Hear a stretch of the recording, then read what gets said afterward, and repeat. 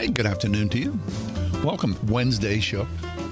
Kath, good to see you. Thank you, John. Thank you. My headset has somehow contorted itself into some unrecognizable Spaghetti. bit of twister, licorice. We're wearing these headphones that are like not really. They're not radio headphones. Yeah, they are. Well, they are, but you know what I mean. When you think of headphones, you think of like the big cans. Yeah, these are like the in-ear Christy's wearing monitors, headphones. Right. Mm-hmm. Yeah, these are in-ear monitors, right? Right. But remember, do you have a memory? Because this is a radio show. We're doing radio. Do you have a memory of radio? Like an early memory? Yes, my earliest memory of radio. Yeah, what was that? Listening to the Pirates with my grandfather out on the front porch of his house in New Kensington. Mm-hmm. The Gunner. Mm-hmm. Tomorrow's opening day. That was probably, let's see, what year? That might have been 1973. Just before, that was it. That was it for the Gunner. He was pretty much gone by 74.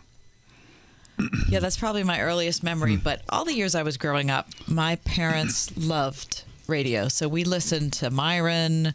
We listened to Roy Fox. Oh, Roy Fox. Jack Bogut. Sure. John Cigna. Lynn Cullen. Yep.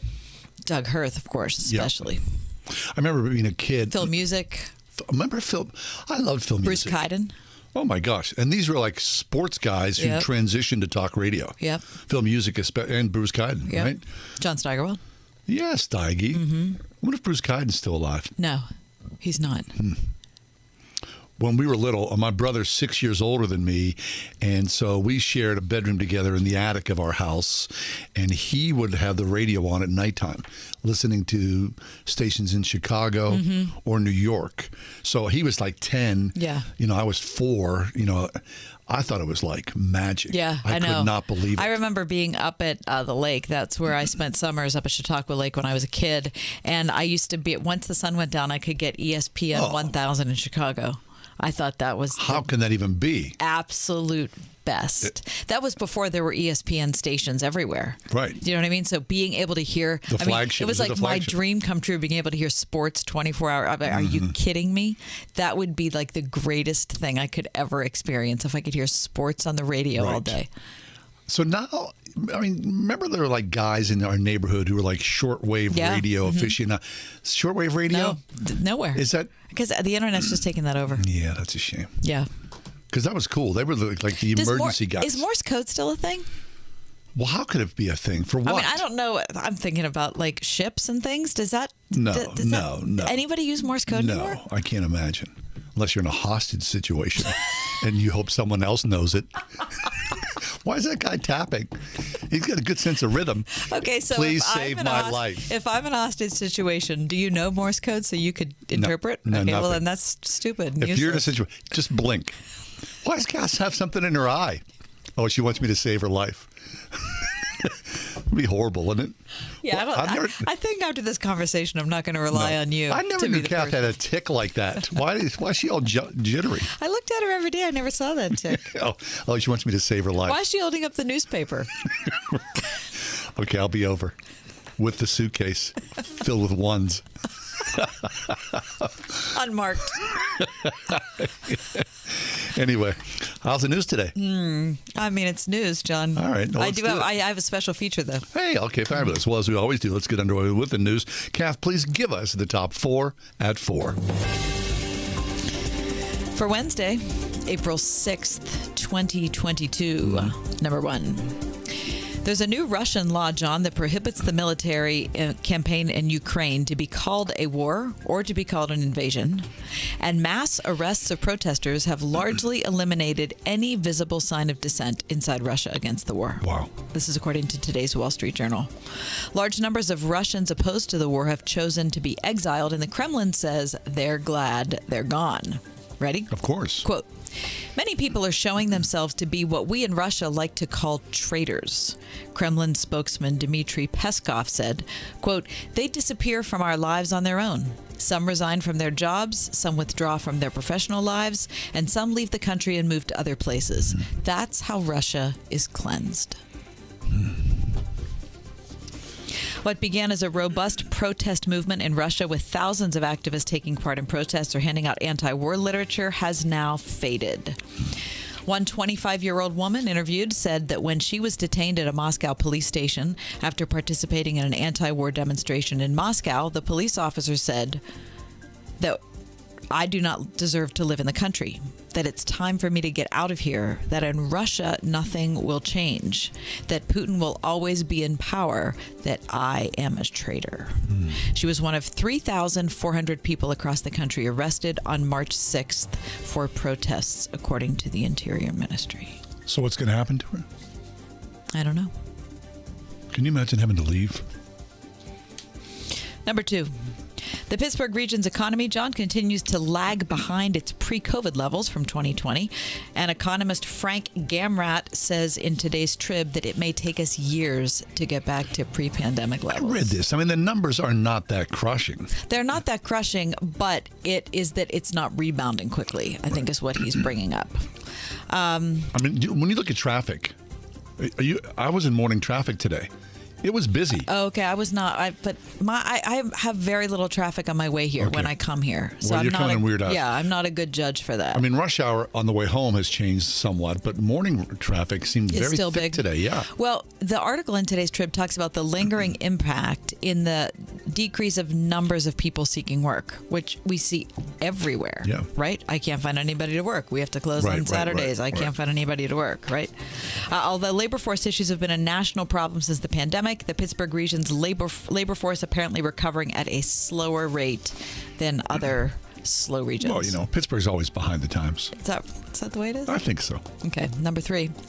4 Burger King customers, people, suing the chain over its marketing, claiming that the company made the burger look about 35% bigger in its ad than it is in reality.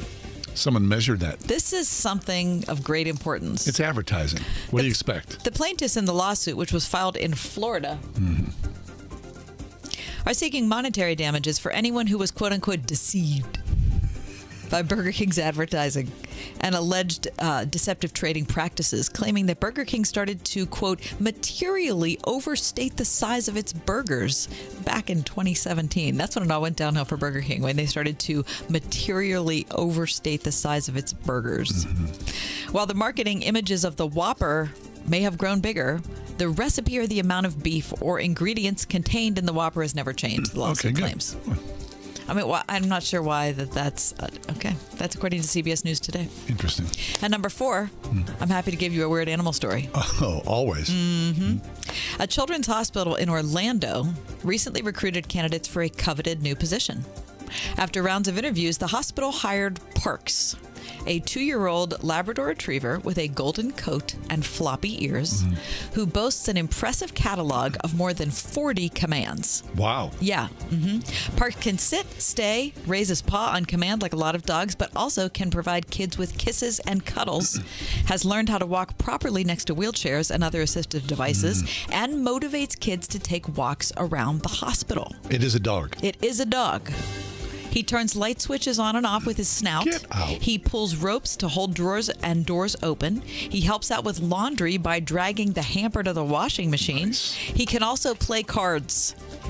Yep, he can play cards. Like Uno. Parks is reportedly very obedient and has a high intellect, but also has a goofy side, which bodes well for patients in need of a pick-me-up. The bottom line, people, and I hope you're paying attention, Parks is a very good boy. Excellent. And Very that good. is your top 4. I like at it very 4. much. All right. Isn't that good to know? Smart that Parks dog. can do all that?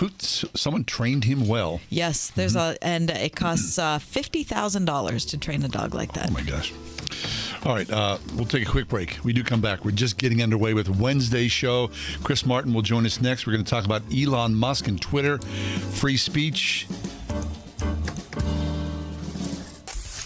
101.5 WORD. Some people hope that a book or seminar by a fresh new philosopher will help them grow spiritually.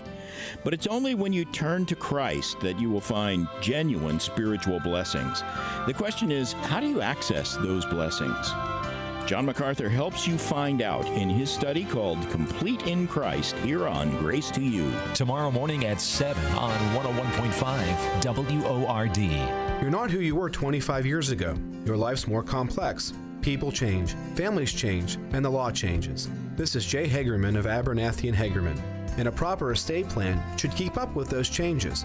That's why Abernathy and Hagerman presents free ongoing estate planning workshops with attorney Dan Reimer, someone who's really good at making complex concepts sound so simple, so you can protect what's yours and to ensure that your will is done. The next one's happening soon. For details and to attend, visit a-h.law. The Mechanical Services Company.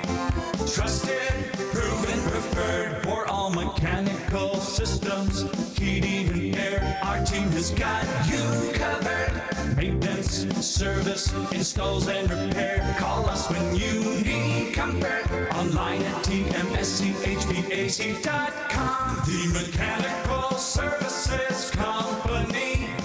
Trusted, proven, preferred. Why doing it right? Roofing, siding, remodeling? It's simple. It's in their name. Doing It Right uses only top quality materials and employs only experienced installation and management people to install and oversee your project. Family owned and operated for 38 years, and with over 45 years of industry experience, you can be confident that your project will be installed the correct way. Doing It Right does business honestly, taking no money down and collecting balance upon completion. You'll receive a lifetime labor warranty from Doing It Right. Doing It Right does all work to manufacturers, National Roofing Contractors Association, and Vinyl Siding Institute guidelines and specifications for a complete and headache-free installation. Doing It Right is an Owens Corning Platinum contractor and James Hardy preferred contractor. Most importantly, they're affordable, offering great financing options and accepting all major credit cards. Be sure to mention John and Kathy for a discount off your roofing, siding, and remodeling estimates. Call 724-NEW-ROOF or find them at roofingcontractorpittsburgh.com. Want it done right, call Doing It Right. Liberty Mutual Insurance Company presents.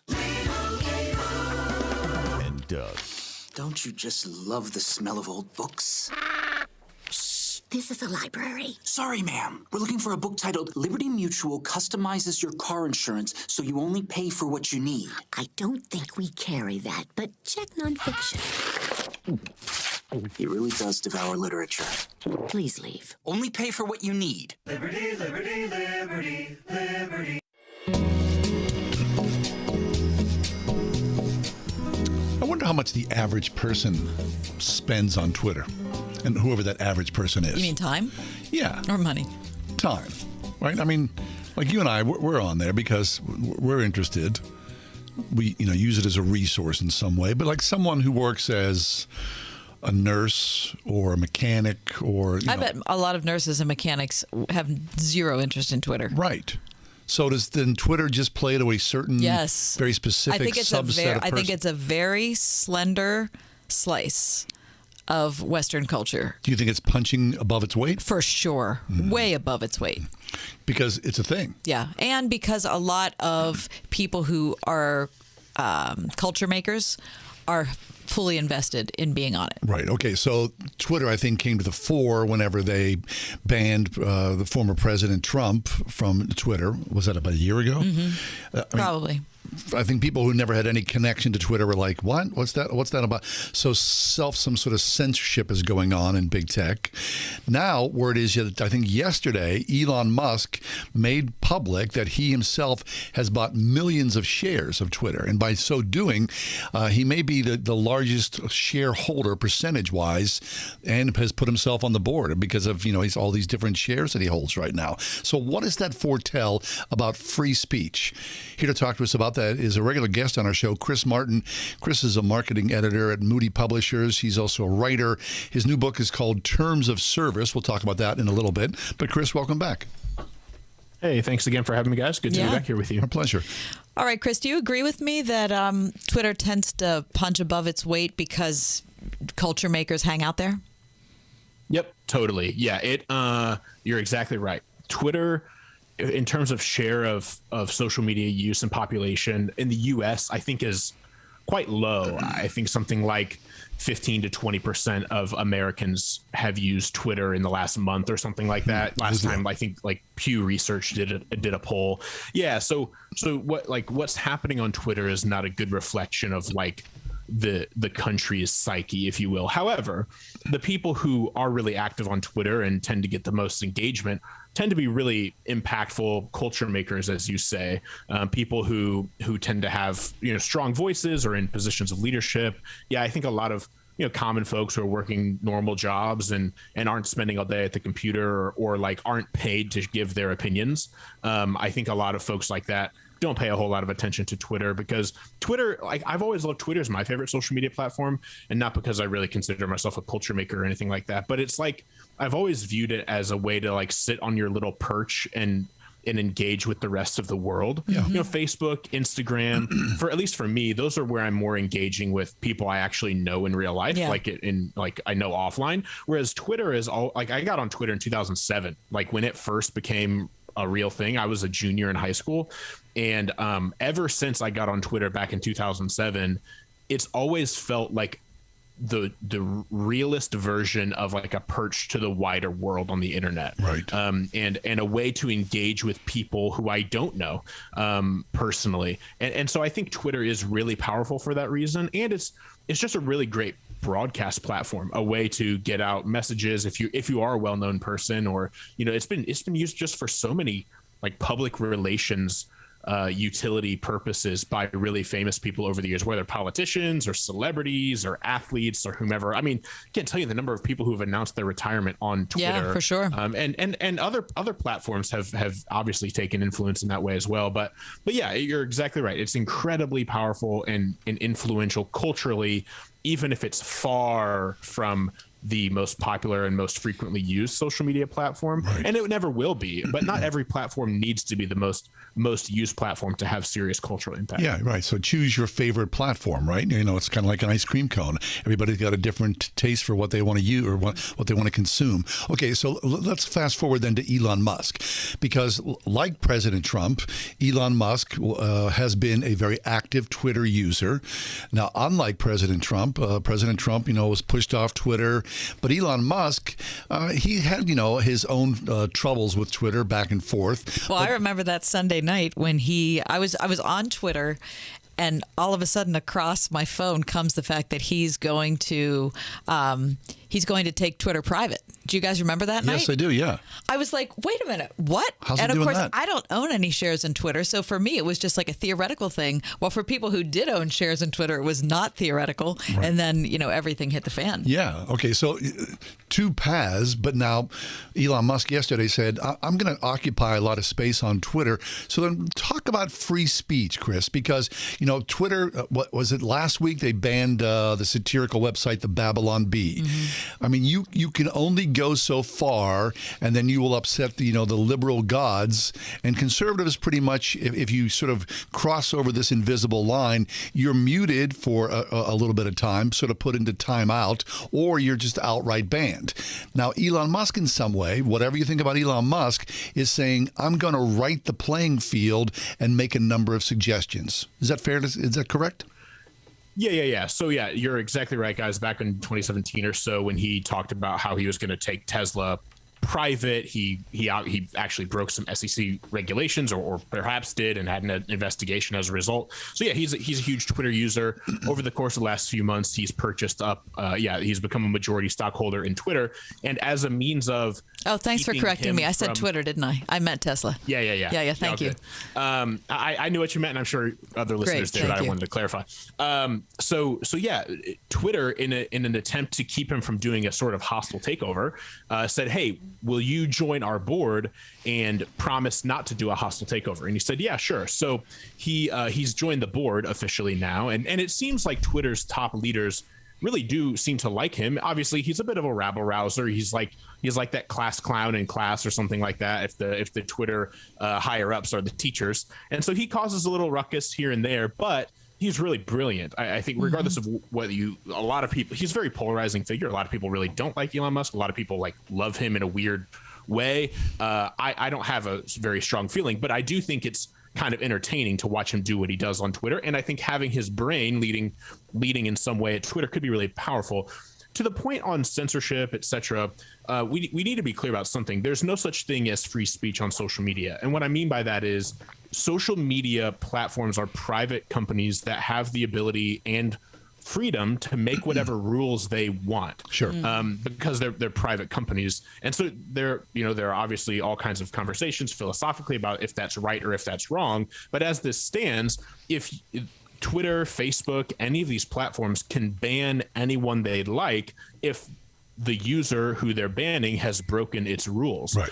So whether it's politicians or media organizations or other rabble-rousing users that have been banned over the course of the last couple of years, I kind of look at that and I'm like, well, you agreed to the terms of service. You agreed to what the rules are for playing on Twitter. You can disagree with them all you want. Sure. But if you break the rules, you get put in timeout. And until you reconcile your breaking of the rules, aka delete the tweets that are in violation of the terms of service, then you are going to be in timeout until you reconcile that, until you don't get forgiveness until you actually apologize for breaking the rules. Right. And so I think the thing that we all need to remember is, unfortunately, why is it that conservatives seem to be targeted more than liberals or progressives?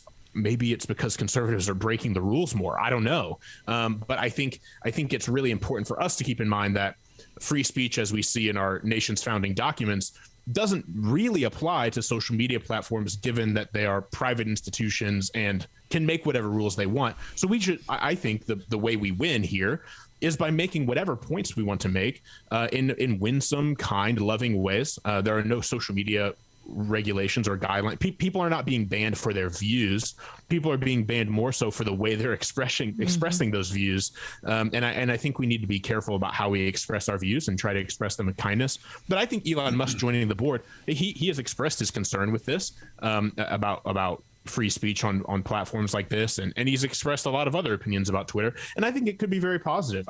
It will be interesting regardless of what happens, and I think it could be very good. And I think just having an outside voice as strong as his could just be really good for the platform, a platform that has long struggled.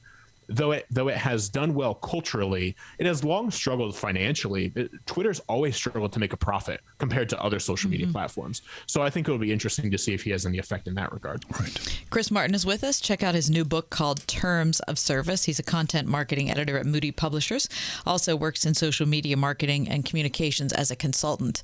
The question, though, if we're talking about free speech when it comes to these huge, enormous platforms, is probably the question that a lot of Congress people were asking when Jack Dorsey and Zuckerberg and who's the person who's in charge of YouTube and Apple? Susan Wojcicki is the head of YouTube. Tim Cook is the head of Apple. Yep. Tim Cook, right. Okay.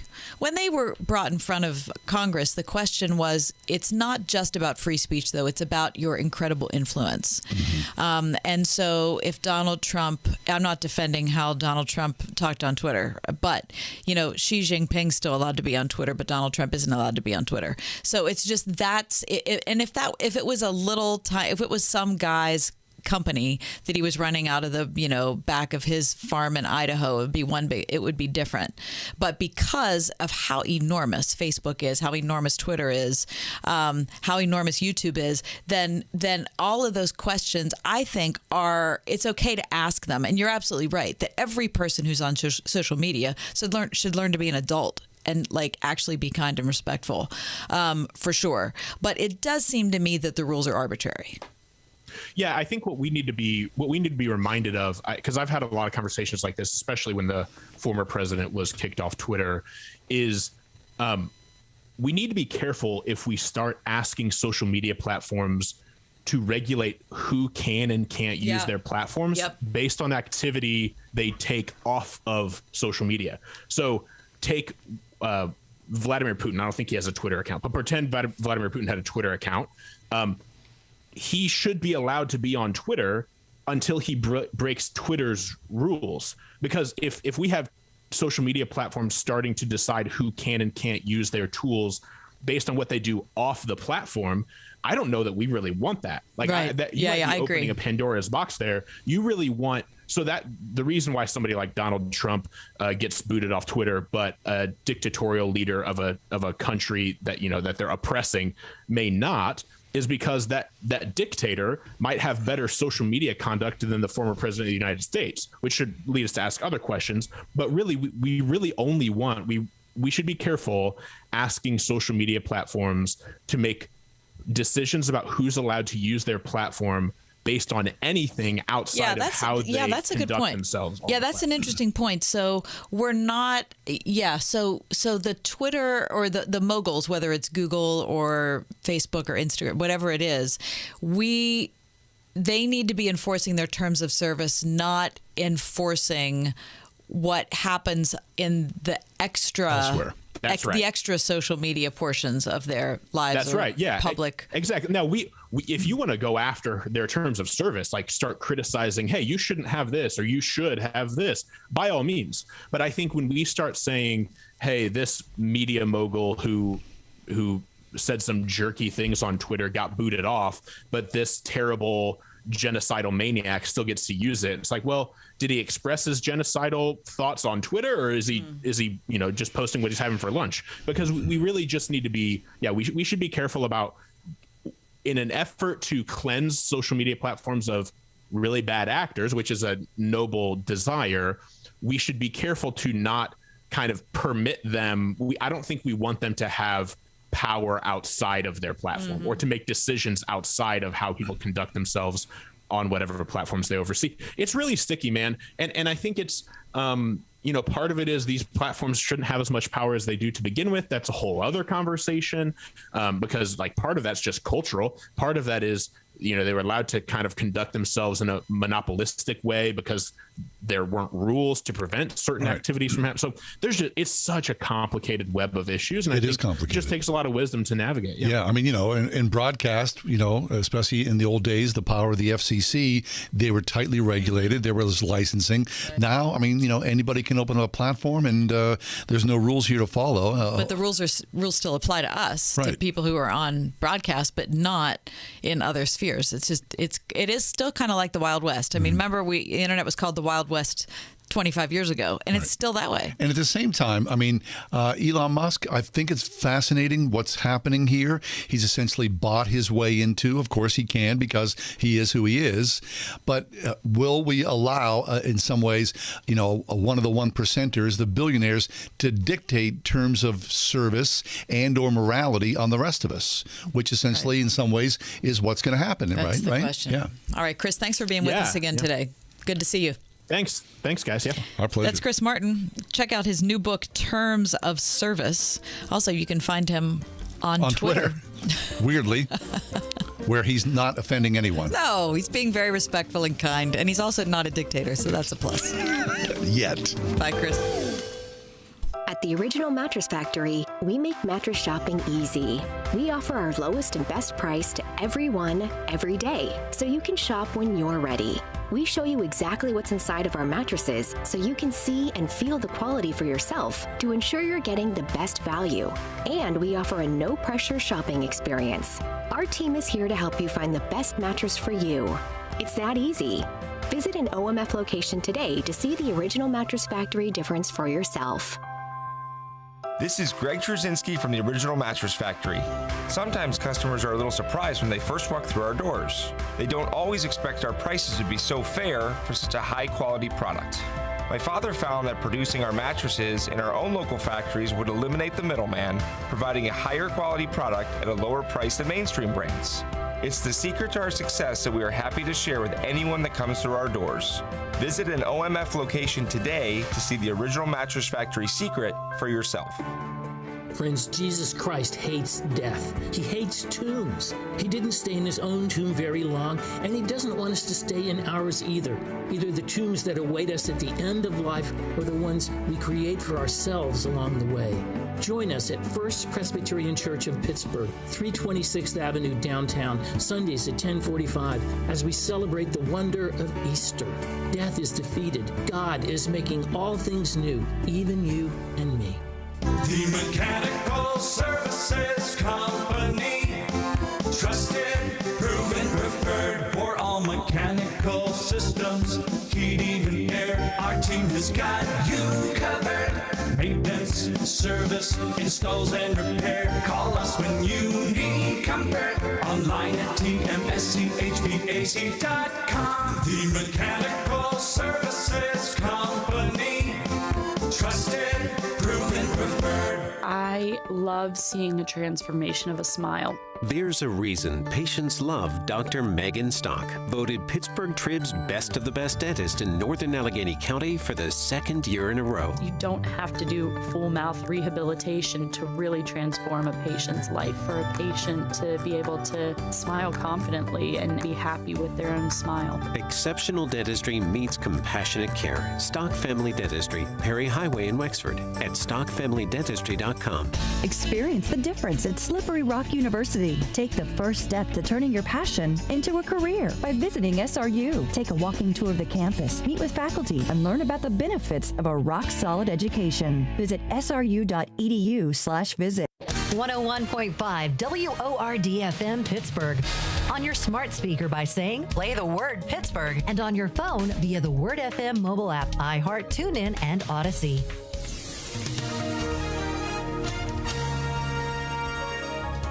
Occasional rain and a thunderstorm this evening. Otherwise considerable clouds for tonight with a low of 46. A little morning rain tomorrow. Otherwise mostly cloudy. We'll reach a high tomorrow of 58. Mostly cloudy skies for tomorrow night. The low 36. Some sunshine Friday, then turning cloudy with a brief shower or two. We'll reach a high Friday of 51. With your AccuWeather forecast, I'm Drew Shannon. April is National Poetry Month, and as we've want over the years, we have presented slices of poetry during the month of April specifically. So today, Kath, I think this is our first foray into National Poetry Month. Well, no, because we started it the other day with Misha Willis. Oh, Misha, that's right. But right? you, us presenting. Right. Yeah, us presenting. This is our first one. Yeah. Okay, so you have a poem for us called The Old Astronomer to His Pupil. Written by Sarah Williams, 1868. 1868. Are you ready? Yeah. Okay. Reach me down, my Tycho Brahe. I would know him when we meet, when I share my later science, sitting humbly at his feet. He may know the law of all things, yet be ignorant of how we are working to completion, working on from then to now. Pray remember that I leave you all my theory complete, lacking only certain data for your adding, as is meet. And remember, men will scorn it, 'tis original and true, and the obloquy of newness may fall bitterly on you. But my pupil, as my pupil, you have learned the worth of scorn. You have laughed with me at pity, we have joyed to be forlorn. But for us are all distractions of men's fellowship and smiles. What for us the goddess pleasure with her meretricious smiles. You may tell that German college that their honor comes too late, but they must not waste repentance on this grisly savant's fate.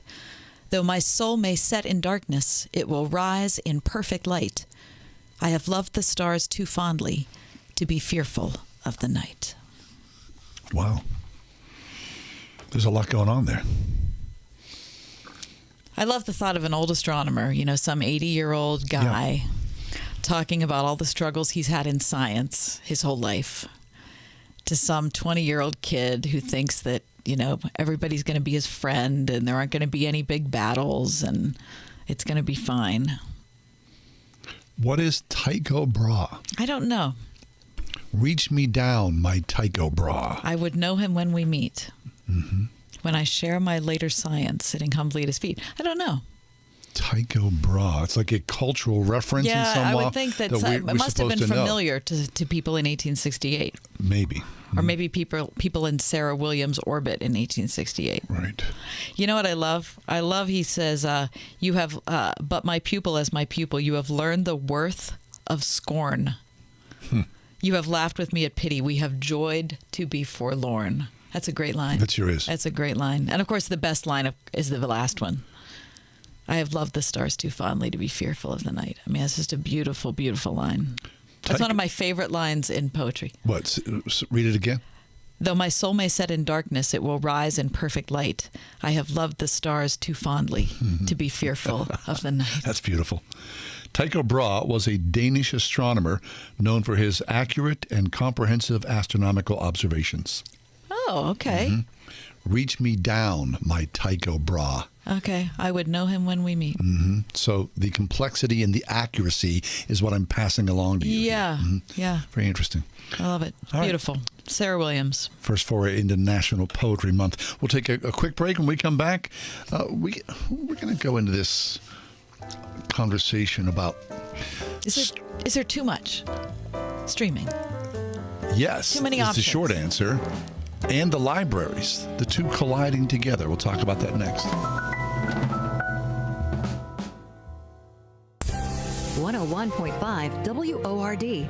This week from Insight for Living from Chuck Swindoll. Your goal in life is not the other person changing, it's you changing. And it's amazing what happens when you and I change. It makes all the difference in the world, in our life, in our home, and at our work. Join us when Chuck Swindoll unveils the rich treasures in the book of Colossians this week on Insight for Living. Tomorrow morning at 8 on 101.5 WORD. I'm Chuck McDowell, CEO of Wesley Financial Group and timeshare cancellation advocate. I was sued by the largest timeshare company in federal court for simply helping people cancel their timeshare that they had been lied to about. The jury sized me up and came back with a verdict after only 20 minutes. And yes, I won. My husband and I are more than grateful to everyone at Wesley Financial Group. You know, thanks to Chuck and his team, we feel as though a weight has been lifted and we can move on without the worry of a troublesome timeshare. Whether you owe $10,000 to $250,000 on your timeshare, it's my mission to get you out of your timeshare, eliminate your payments, and get them off your back permanently. Give my office a call today. I guarantee if we take you as a client, we will cancel your timeshare contract or you'll pay nothing. Get the facts. Call Wesley now for your free information kit. 800-837-5050. That's 800-837-5050.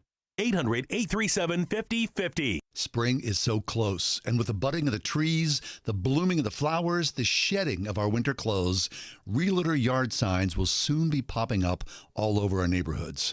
Now, these are strange days indeed, but if you've been dreaming and hoping to buy that house, the first thing you need to do is connect with United Faith Mortgage. Of course, you've heard them here on Word FM, and for many good reasons, our listeners have made United Faith Mortgage their go-to mortgage provider. It's the small family team, the big lender advantage that gets your attention, but as you go deeper into the process, the kid glove care from Denise, Ryan, John lets you know you've made the right decision. So, if you're looking for a mortgage, or to refinance, or a cash-out mortgage, do your homework and then go to UnitedFaithMortgage.com to get pre-approved. United Faith Mortgage, where faith and family are first and foremost with people just like you and me. United Mortgage Corp, Melville, New York. MLS number 1330. Department of Banking. Mortgage Lender License number 22672. Balance of Nature's fruits and vegetables in a capsule. Changing the world, one life at a time. I love your product. I've been taking it now for 2.5 weeks. I love it. I've owned my own businesses all my life, and when you own, you naturally do more than what you expect anybody else to do. So I'm going to tell you, I love the capsules. Balance of Nature is now offering 35% off on any new preferred order. Go to balanceofnature.com today and use discount code BALANCE.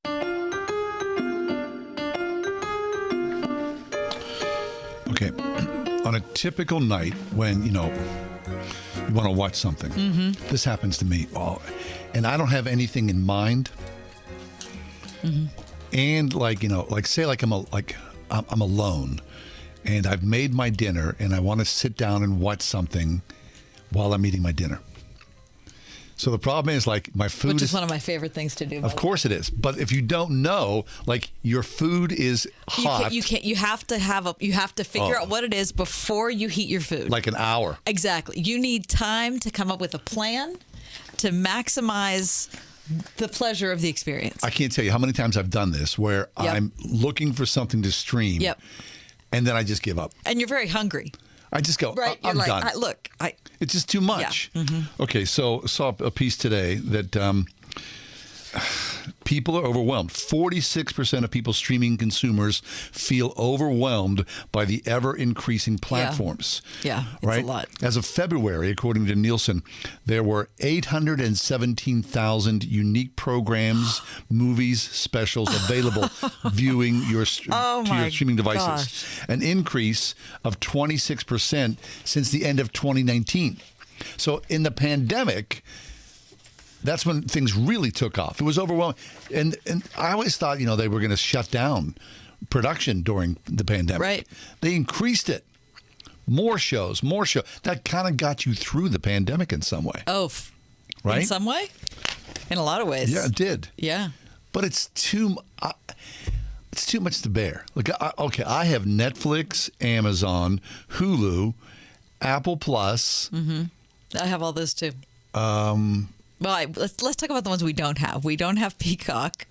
I have that. We don't have HBO. I have that. We don't have Paramount. I have that. You're the broke girl. Well. Ay. I mean, it's too much. Okay, I've been on this fast, this viewing fast. Yeah. I can't tell you how freeing it is. I believe you're right. I believe you're right. It's incredible.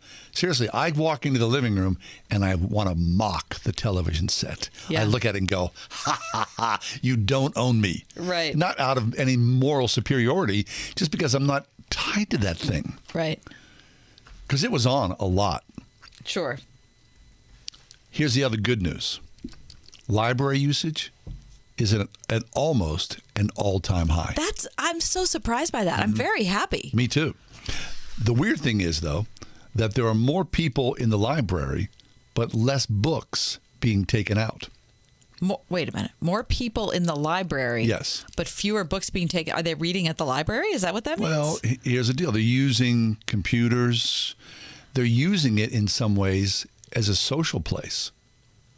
Oh, well, that's not a bad social place. No, not at all. When my kids were little, I used it as a social me? place. We lived at the library. library. Oh, my gosh. It was like, yeah. And you have to be quiet. Right, which is nice. Which is very nice. Have you been to the library recently? I have 3 books out right now. The library's changed. The being quiet thing pretty much disappeared, I would say. Okay. I wasn't loud when I was there. Huh. Although I haven't been down to the main branch. Main branch. Main branch feels like a bus station sometimes. Does it really? It does. People just kind of walk right through. Hey, blah, blah, blah. I mean, holy smokes. I lived in fear as a kid at the library. So did I. Oh, my gosh. Are you kidding me? I'm so sorry. Right. And coupled now with the libraries, they don't fine anybody. So this is interesting. I have 3 books out, and I keep waiting for because I get a reminder saying that your book is due back. Yeah. I get a reminder saying it was automatically renewed. So I think, what's going on? Now you're going to have your library book forever. People will never return their books. Yeah. So how do I? Do I never have a due date on these books? Is it a physical book? 3 books. Yeah. I don't know. I don't know what that means. I find it curious. I know. And I got them each of them before Christmas. Because now it's April. Yeah, because I got them for Christmas break, so I could read them over Christmas, and then obviously a lot of other things came up. But think how long I've had them. Months. Remember, you used to 2 weeks. Right. 2 weeks. And then you could do it for another 2 weeks. You'd have to go back in physically, right. And they would restamp the stamper. The stamp. I loved the stamper. Me too. I loved how it smelled. How about the 2 cents a day fine? Right. Then it became a nickel. Yeah. I remember so there's no library fine anymore, you're saying? No. In the majority of libraries in this country, fines have been just gone. Well, how do libraries get That's a good question. Get any money at all? It became a social justice issue. Well, that's stupid. So I'm sorry. I think we can all be responsible enough to return our library books. There's a lot of things we could all be responsible for, but as a society, we choose not to. Okay. These are the shows that I just thought of another one. Okay, these are the shows. Wait, you're doing the same thing. Both you two, Christy and Kathy, are doing the same thing. Okay, you're doing the same thing. You wrote down the subscription services you have? No, I wrote down all the shows I'm watching. Oh, no, I just wrote down the apps that I have. Okay, all right. So tell us the apps that you have. Netflix, Amazon, Peacock, Hulu, Discovery Plus, Paramount Plus, HBO, Disney Plus, Apple TV Plus, and Showtime. That's 10. Wow. 10. What are you spending? I don't know. You should add it up. It just comes out. Okay, let me ask you this. Write down, need a and budget. I'll tell you what I have, one. but write down the shows you're currently watching. Okay. Okay. That you're in the middle of watching. I believe you and I have all the same streaming services, John. Yeah. We have Amazon and Netflix. Hulu. We have Hulu. Prime. We have Prime. And Apple. And Apple. That's it. Yeah. But here's the weird thing. It's kind of like everything else in life. I go, And you dragged me into Hulu. I wasn't going to do it, and then you made me. because I wanted you to watch Bob's Burgers. I know, which I you still never haven't. have. I still haven't watched it yet. She's not watching Bob. Chrissy's watching Bob's I Burgers. watched it. He told me to watch it. It's good. Yeah, it is good. good. Okay, I feel bad. But here's my thing. Yeah. If I could just have HBO. I know. I mean, that's crazy. I know. If I could I just- wanted HBO so I could watch Succession. Right? I was like so obsessed But with that's it. how sick we are. I I've know. got like all these. It's if I could ridiculous, just which is have how one we end more. up being overwhelmed by all of our options. Exactly. It's too much to bear. Yeah. Heck, I mean, I have 3 stations at my beck and call. Right. Sometimes 4, maybe 5 at the most. Right. If you wanted to turn on 22 and watch old Gilligan's Island reruns. Or 53, maybe 6, and then PBS. So 6. Right. To now. Now there's like a cajillion. And I don't watch. I mean, I don't even watch the networks. I couldn't tell you what's on network television. Right. I don't know. Okay, these are the It's too shows. much. These are the shows I'm currently watching. Okay, that I'm actually like kind of invested in. How can you wait? I see this. Yeah. Go ahead. You tell me. Okay, Abbott Elementary, Brooklyn Nine-Nine, Elementary, this show about the Cotswolds with Pam Ayers. This documentary about this guy named Rufo who like stole an incredibly large sum of money and disappeared 20 years ago. Line of Duty, The Guardian, and Severance. Jeez, how do you keep all that straight? 1, 2, 3, 4, 5, 6, 7. So I'm in the middle of 8 shows. No, Crazy. Christy, are you still making your list? I think I just finished. Okay. I'm actually not watching as much as I thought. Okay, tell me. Bridgerton. Oh, okay. Upload. Yeah. Parks and Rec. Right. I still have a little bit left of the Hillsong documentary. Oh, okay. And Severance. Oh, really? That's it? Yeah. Okay, so I'm watching more things than you are, which is, I can't believe I'm saying that. How is that possible? And I'm watching Zero. Yeah. And John's the healthiest out of all of us. That's right. Not really. I mean, I have my own special brand of, mania. But that feeling of being like overwhelmed by all the options, Oh, I mean, it's too much to it is. bear. It It's is. too much. It really is. There's no question. I mean, I about it. appreciate it because, the storytelling. However, of those, how many do you have? 9? 1, 2, 3, 4, 5, 6, 7, 8. How many of those are dark? 7. 1, 2, 3. Only 3. Oh, that's surprising to me. Only 3. But I think the other ones I'm watching are to balance out the dark ones. Yeah. Because, I mean, look, most of that streaming stuff is dark. Oh, yeah. A lot of it. I think so. The majority, I would say. Right. That's why everyone should be watching Abbott Elementary because it No, is that's such new, a isn't it? delight. It's brand new. Yeah, ABC. Yeah, I've read the reviews. It's a delight. It is an absolute delight. I've become one of these people now who live vicariously only through reviews. So I'm reading book reviews and reading, movie reviews. But you're I'm not reading books or watching. I'm just. Okay, but if you're not watching TV, you obviously have to be reading, or are you just sitting there in silence? I'm doing a lot of that. Okay, that's good. But I still have my phone. Oh, right. So I'm on my phone reading newspapers Sure, or blogs or Twitter. Right. So it's not like I'm like starving for information or entertainment. Got it. That's the other thing. There's more layers. You're watching that, plus you're doing what I'm doing as far as the internet on top of that. Right. It's just so I'm much. probably not doing as much online. Right now, you're probably doing more online, I am. and I'm doing more on TV. Mm-hmm. And neither one is better. No, they're both sickness. Yeah. Such how it's life. And Christy has 18 streaming services. She's the broke girl. And she's getting her car washed every week. All right. Coming up next. She needs a budget. The remarkable brain of a carpet cleaner. A profile in today's Washington Post. He speaks 24 languages. What? Wait. He's cleaning carpets. Yep. Should be working for the UN. McQueen Building Company. It's It's about our people, but it's what others say about us that we really want you to hear. It was a pleasure working with McQueen. Everything we agreed on in the contract was done and done to my satisfaction. I'll certainly have them for any future projects and have recommended them to friends. Jeff works hard, is committed to success, and willing to go above and beyond in his zeal for the best outcome. I highly recommend Jeff, his work ethic, and his commitment to excellence. McQueen Building Company. See our work for yourself at McQueenBuildingCompany.com. Train up a child in the way they should go. Well, you know the rest. It's a calling you take very seriously as a Christian parent. And Trinity Christian School in Forest Hills seeks to honor your commitment by working together with parents to prepare students who are academically sound and spiritually ready to take their place in the world through a classical approach to education that helps build a faith from which they will never depart. Trinity Christian School, one of the top K-12 schools in Allegheny County, at trinitychristian.net. Towels just don't seem to dry you anymore. They feel soft and luxurious at the store, but then you get them home and they don't absorb. Well, Mike Lindell at MyPillow found out that about 2006, towels changed forever. They started importing them, and they added softeners and other things to the cotton that made them feel really good, but they didn't work. He found the best towel company right here in the USA. They have proprietary technology to create towels that feel soft but actually work. They're all made with USA cotton, and they come with a MyPillow 60-day money-back guarantee. A 6-piece set, 2 bath, 2 hand towels, and 2 washcloths made with USA cotton, regularly $109.99, now just $39.99. Just go to MyPillow.com, click on the new radio listener specials, get deep discounts on all MyPillow products, including the towels. Enter promo code WORD or call 800-391-0954. But right now, MyPillow.com, promo code is WORD. When it matters, companies need more than just a delivery service. Cintas delivers full service and the reliability that comes with having a dedicated Cintas service rep who understands your business, which means they deliver confidence and peace of mind too. For uniforms, cleaning essentials, mats, first aid and safety supplies, and fire protection services, discover the personal attention you get with Cintas.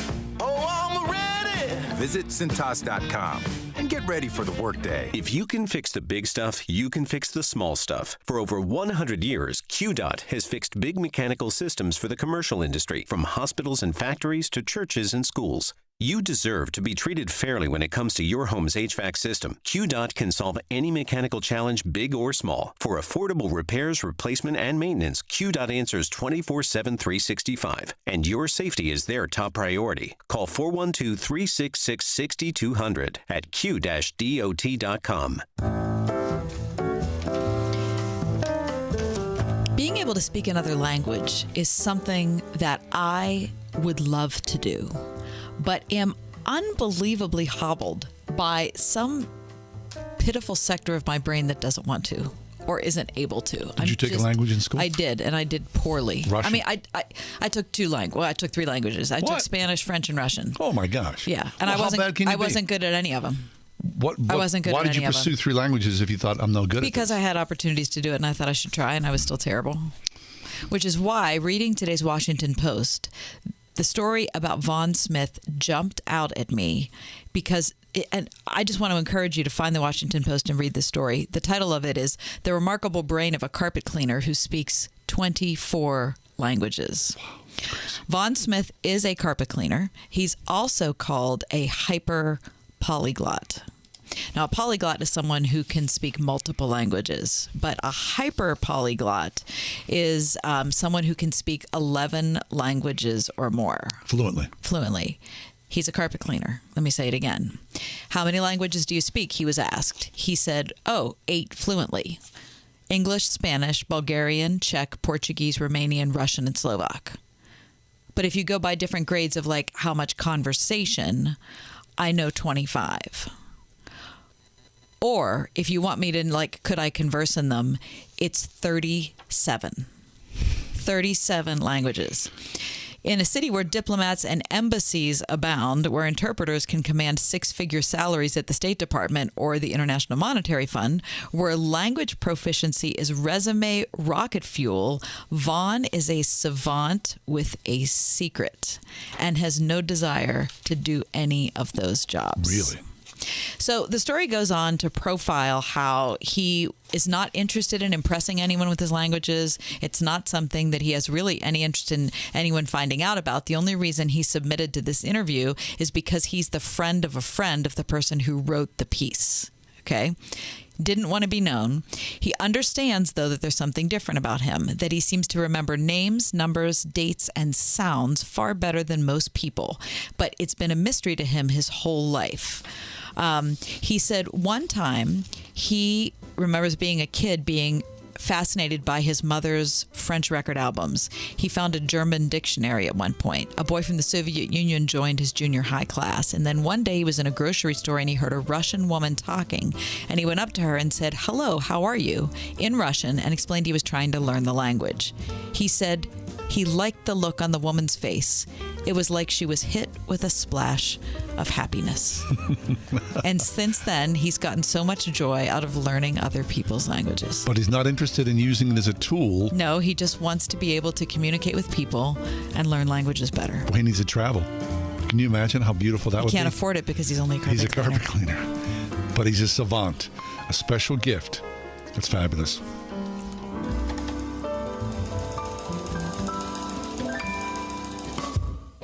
Listen on your smart speaker at wordfm.com, the Word FM app, iHeart, TuneIn, and on Odyssey. In your car or at home, too, at 101.5 WORD-FM, Pittsburgh. With SRN News, I'm Bob Agnew in Washington. More sanctions coming from the U.S. toward Russia today as a result of its ongoing war in Ukraine. We get an update from White House correspondent Greg Clugston. Vowing to ratchet up the pain on Vladimir Putin, the president announced new sanctions, which include the blocking of 2 key Russian banks. We're locking down any accounts, any funds that those banks hold in the United States. They'll not be able to touch any of their money. The U.S. sanctions also singled out Putin's family, targeting his 2 adult daughters. The United Kingdom quickly followed suit with more economic sanctions of its own. Greg Clugston, the White House. Also at SRNews.com, authorities say 1 person is dead in Georgia, another in Texas, amid damaging storms, high winds, and tornadoes that stretched across parts of the South. On Wall Street, the Dow is down 118 points, the NASDAQ down 292. This is SRN News. Creation Festival 2022 is your summer destination. June 29th through July 2nd at Agape Farm, Shirleysburg, PA. Featuring Zach Williams, We the Kingdom, Bethel Music, Newsboys, Dante Bowe, Red, and many more. Creation Festival, a tribute to our Creator. Come for the day or the entire event and go home changed. Compassion International presents Creation Festival. Get half-off tickets now while they last, exclusively at wordfm.com/creation.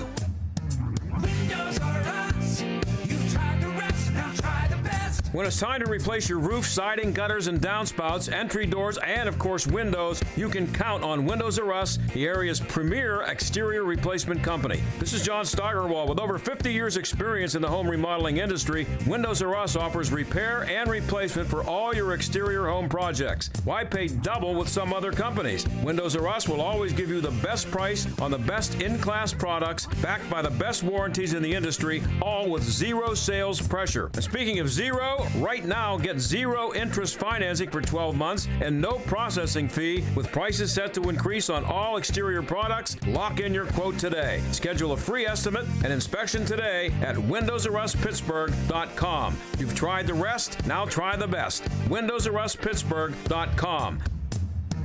Windows R Us. You've tried the rest, now try the best.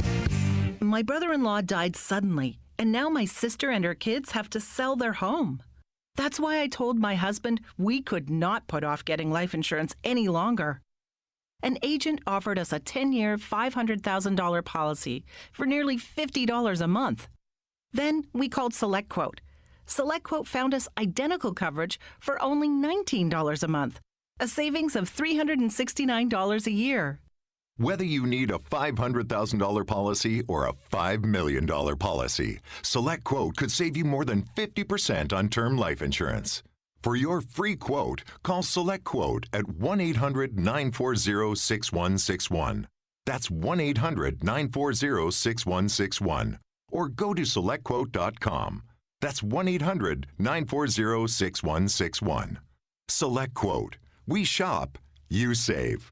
Full details on example policies at selectquote.com/commercials. If you can fix the big stuff, you can fix the small stuff. For over 100 years, QDOT has fixed big mechanical systems for the commercial industry, from hospitals and factories to churches and schools. You deserve to be treated fairly when it comes to your home's HVAC system. QDOT can solve any mechanical challenge, big or small. For affordable repairs, replacement, and maintenance, QDOT answers 24/7, 365. And your safety is their top priority. Call 412-366-6200 at q-dot.com.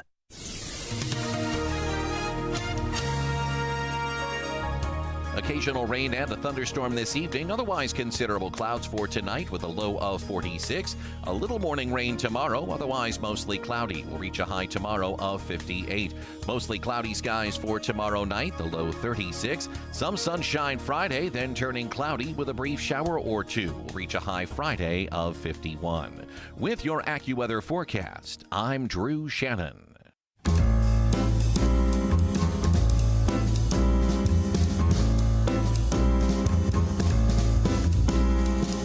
Welcome to another edition of The Ride Home with John and Kathy, live from the Salem-Pittsburgh studios.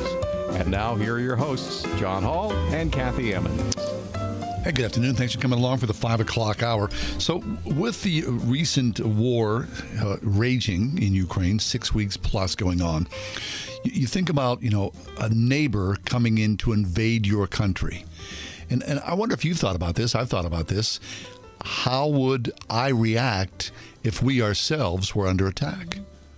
And I think it's a pretty common thought. I mean, if it can happen in Ukraine, what would happen if it happened here? And more importantly, how would we as a population respond? Now, of course, you see how the Ukrainians have responded with great courage.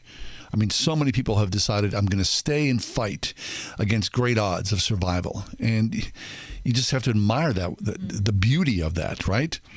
Well, there's a survey that's been out, and it's more of a sort of an essay kind of survey. It's not like based on numbers. But would young people fight for America? And students in the Wall Street Journal have discussed how they would react if the United States were attacked. Now, the weird thing is now, what's going on in America, where we are being held accountable for the sins of our past, right? Where a lot of young people look at America and go, this is not a great country. Mm-hmm. It was never a great country. That kind of talk, which drives me crazy. Mm-hmm. But that's a narrative I think you hear more often than not. Would you agree with that? Yep. Yeah, you hear it all the time. So if that's the case, if people think America is not such a great country, then is it worth fighting for? If you yourself, if we were under attack, what would make us want to engage with a hostile enemy, right? Okay, so here's just some quick hits on different people's perception of where they are. And where's this from? This is from today's Wall Street Journal.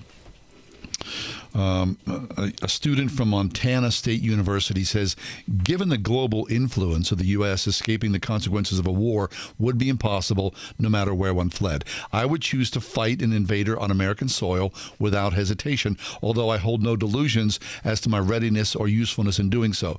No matter its faults, the U.S. is worth defending because it is the only nation in the world that has maintained a government and culture of individual rights for more than 250 years. Good. Fabulous. That's an excellent response. It is. Okay. I'll go down a little further. This is someone from, again, University of Montana.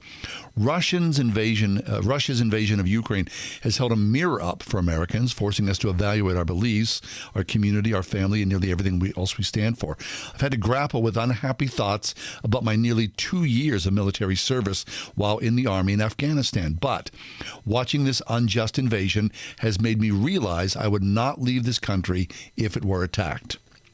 Okay, that's really interesting. So there's two people in a row who are very pro-American from Montana, which you would expect, I think, right? In your travels. More than Los Angeles. Without a doubt, yeah. Okay. Here's someone from Ohio State. Even though courage makes a country's best defense, we should not scorn those who say they would leave. Many who profess courage will flee when tested, and many who say they would flee will choose to stay. For courage often only reveals itself in times of crisis. I think that's true. It's hard to know what you would do until you're faced with you're faced with it, yeah. I believe that I should stay to defend my country. I can only pray that should such a time come, I would hold true to my word. Yes. It's very well spoken, right? Very. Let's see. This is from Swarthmore, right? Swarthmore. Philadelphia. Yeah. Am I right that it's around Philadelphia? Yes, it is. Okay. Yeah. Thank you. I would like nothing more than to say that I would be courageous and stay to fight. America is my home, and I cannot imagine giving it up. I cannot make the promise, however, when I've never faced that threat of losing loved ones to war. Even though courage makes a country's best defense, we should not scorn those who say they would leave. Many who would profess courage will flee when tested. While it's certainly courageous and honorable to take up arms against invaders, there are other duties we can fulfill to defend our homeland and loved ones. Yes, the brunt of the fighting is done by soldiers facing gunfire on the front lines, but the soldiers' bravery also demands logistical efficiency at home. As a Buddhist attending a Quaker school, I would hold the values of pacifism. In the event of war, I would stay and help the fighters in every way I can, but I myself would not hold a gun, and that's all right. Whatever our religious or moral stance, our country's resistance will have a place for us. Even during war, we can contribute without compromising our personal beliefs. I went to college with a guy who was a few years older than me. He was a conscientious objector during the Vietnam War, and he was conscripted to serve. He refused, and so he became an orderly in a hospital. Okay. That was overseen by the United States government. All right. I mean, at least he was doing something. He did. Yeah. I'm always a little uncomfortable with that, only because just a conscientious objector? Yeah, or a pacifist. Only because the pacifist and the conscientious objector are only allowed to be that way, are only permitted to be that way because of the people who fight. Right. There's an old movie with Gary Cooper called Sergeant York, who was a real war hero. I mean, just an incredible soldier. I think he was credited with capturing an entire German battalion. And he was, in this movie, he was a conscientious objector. He was a man of deep faith until he got drafted, and then they realized he was a sharpshooter. And he took that and obviously changed his life and a lot of other people's in the process as well. But you see that, the hero on the big screen. Yeah. Well, the hero on the big screen is the one that's the ideal of it. But my friend in the hospital, right, emptying bedpans. Yeah, it's not the ideal. And the other thing that's not ideal is that in today's culture, none of the cultural elites, none of the educated, none of the culture makers are the fighters. They don't serve. No, of course not. And so all of us who live in the world of ideas and the world of finance are dependent on people who don't. What percentage of people actually serve in the military in this country? Incredibly small. Right, it's like 3%. Incredibly small. So I feel like that is a major issue. I feel like the cultural elites don't understand people who serve, and the people who serve can very easily become resentful because of all the cultural elites who are the big money makers, who are the big idea makers and whatever, who don't really appreciate what they do. No. Aren't you grateful for those who serve? I mean, holy smokes. Yes, and I feel It's a very badly special kind of that person. I feel like I lean in that direction of the cultural elites who I know I just don't have a lot of investment in the military. I've never served myself. Well, probably people in your family? My dad. Okay, yeah, so you my dad, my uncle right. Bill, I didn't serve. My brother, my cousin. my dad, they were drafted. I mean, right. But it's for most people, right? It's more than 6 degrees of separation. But don't you see that gulf without widening? a doubt, 100%. Until, like we're saying here, there's a major crisis. What would you do? I mean, it was really interesting to see what happened after 9/11, right? I mean, that seems like a long time ago, and certainly a lot has happened since then. But would we respond as a unified nation if we were once again under attack? Yeah, that's the question. We're going to step away. When we come back, a Minneapolis mosque is going to be broadcasting a call to prayer year-round. What does that mean for Minneapolis? And could that portend something different for America? We'll talk to the Reverend Dr. Dean Weaver about that coming up next. Wednesday edition, Ride Home. 101.5 WORD. Dr. Charles Stanley. Don't waste your sorrows. Don't waste your heartaches. Don't waste your pain. Learn how to squeeze something good and profitable, a blessing out of every single trial of life. Hear the series Wisdom's Way this week on In Touch, the teaching ministry of Dr. Charles Stanley. Tomorrow morning at 8:30 on 101.5 WORD. The goal of this commercial is to show you that if you buy a new home this year without using our 2 advantages, you will probably have made a pretty big boo-boo financially. I learned that word from my nieces. It's Ryan from United Faith Mortgage, and today we announced something brand new. For Word FM listeners on new home purchases this year, we will now pay $1,000 of your closing costs. And there's no gimmicks. We simply believe that home purchases are going to go up this year, and we want to excite you to use us. The second advantage is our direct lender advantage.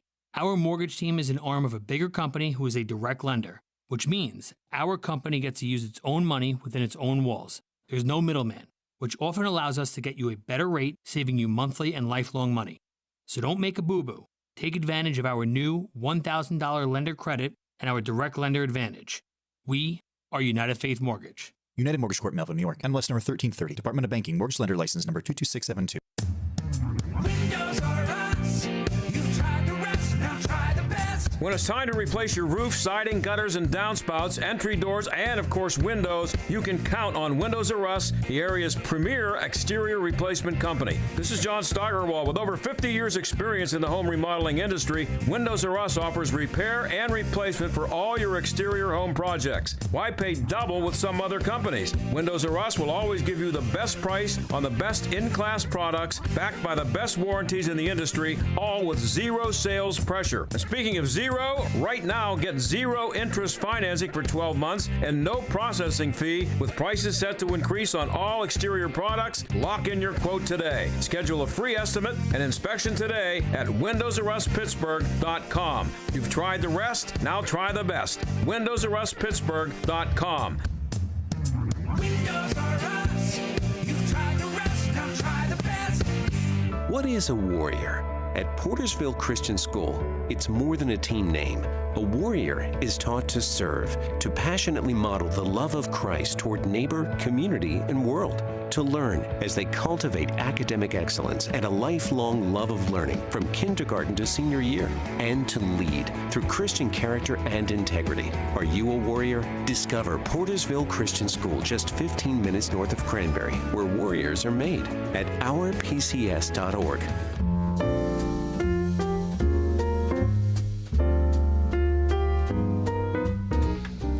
Minneapolis mosques can now publicly broadcast the Adhan, or call to prayer, over loudspeakers without acquiring a permit, and so long as they abide by the city's amplified noise ordinances. This is brand new. This was just passed into law last week. Arabic words like Allah Akbar, which means God is great, will be heard ringing out from mosques around the city. Minneapolis City Council member Jamal Osman announced this week that mosques would be allowed to play the Adhan several times between the hours of 7 a.m. and 10 p.m. daily all year round. The City Council unanimously supported the broadcast and recognizing Ramadan, the month of daily fasting that began, of course, on April 2nd. Quote, "For the faith of Christians in Minneapolis, the tolling of church bells is an affirmation of their faith, and the comfort that brings that's exactly the same purpose of a dawn service for Muslims," said Osman, who has spearheaded the efforts. Thousands of Muslims in Minneapolis now have their faith acknowledged the same as everyone else, he said. I would say I'm surprised it's taken this long, and I would think if it's coming to Minneapolis, it's coming soon to a city near you. Now, if you've heard the call to prayer. You've been to a Muslim country? I have been to multiple Muslim countries. And, of course, it does. It rings out 5 different times from dawn to dusk. Yep. To me, as a Westerner, it's not the sound of a church bell. No, it's different. It's very different. And I thought about this when the first time I heard it, the first time I was in a Muslim country. I thought, okay, so I was trying to kind of analyze my own reaction to it. The emotional reaction. Yeah. And to me, it's different than a church bell because a church bell is an actual instrument. Yeah. And the call to prayer is broadcast on the crappiest loudspeakers you've ever heard in your life that are tacked up to telephone poles. And so the sound is just, it's horrible. It's just that the fidelity of it is horrible. And so you can't, I don't know. It's just, you're hearing an actual instrument. You know, a bell is a sound that is made, you know, when. Although sometimes you do hear recordings of bells. Right. Well, I don't like that either. No. So I mean, I've heard that. So anyway, that to me, I've never heard a call to prayer in a Muslim country that was not just on a junky loudspeaker. Okay, so then is that your primary concern? You think it's not so much of the sound itself. It is the sound itself, but it's the reproduction of the sound. I'm still trying to analyze my response to it. Yeah. Reverend Dr. Dean Weaver is with us. Dean's a regular guest on our show. And Dean has been with us, boy, a long time. Associate pastor. No, he's not. I'm sorry. He's not the associate pastor. He's the stated clerk of the Evangelical Presbyterian Church. I just raised his stature and gave him a pay raise, apparently. Hey, Dean. Wow. Can I quote you on that? Yeah, you're good to go. Oh, we're going to get you in trouble, Dean. Thanks, Dean. Okay, Dean, so what about that? I mean, have you traveled to a Muslim country, Dean? Oh my gosh, sure, a lot. Okay. I've heard the call to prayer. I mean, I've had those speakers right outside my window. Yeah. You know, so yeah, I've heard it. I've heard it a ton. So. What's your response? Well, I mean, first of all, I don't think it's obviously a fair comparison. I think to compare occasional church bells, which, gosh, I can't even tell you the last time I heard church bells playing with a call to prayer, I think is like, that's not even apples and oranges. I don't think you're talking fruit and vegetables here. It's very, very, very different. How so, Dean? I mean, in my small hometown, occasionally I do hear church bells, but like you're saying, it's very, very seldom. Now, that may be a generational thing. I mean, if you're in Europe, if you're in Western Europe, you hear them all the time. And it may be just a generational thing as well, right? I mean, it used to be growing up, you'd hear church bells often. Yeah. It's diminished. So in my first church that I served, we had a bell tower, and I used to pull a rope and ring the bell. Did you really? On Sunday morning. I did. Oh, that's awesome. Yeah. And would ring the bell an hour before church started, half hour before church started, 10 minutes before church started. And it was basically telling people, in that little town, it's time for worship. The call to prayer is it's an obligatory prayer in most expressions of Islam, and so it's not so much just nice kind of background music or just a reminder that you might want to consider coming to prayer. It's really, it kind of shapes and frames a community because it puts out over the entire community what is for Islam something that's obligatory, something that is required. And I think, it's very different if Christians were then to, say, broadcast something over an entire community that is verbal, not just the sound of music of some kind, but a verbal obligatory requirement to obedience.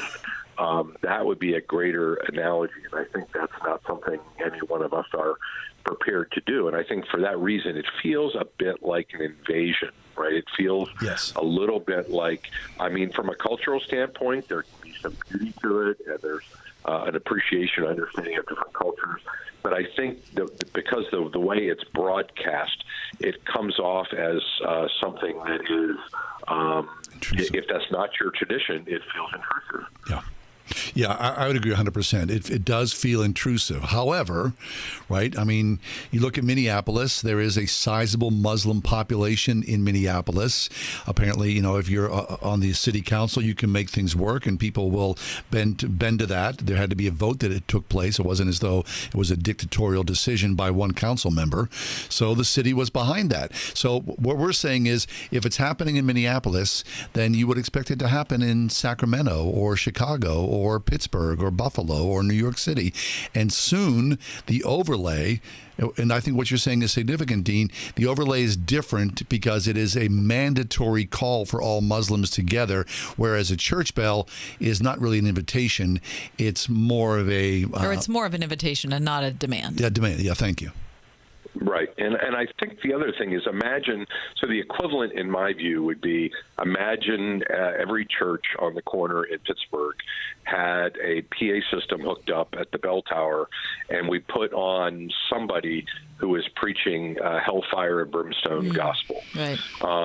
Right. And I will tell you, as a follower of Jesus, that would feel invasive to me. Yeah, of course.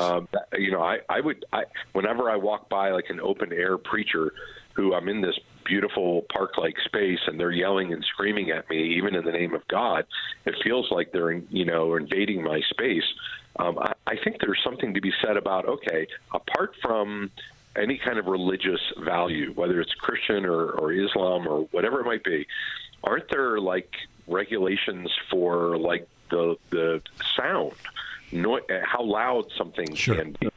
Because I guarantee you, if you put speakers outside your house and start, really blaring Billy Graham preaching or something, your neighbors are going to complain, and there's going to be a noise ordinance involved.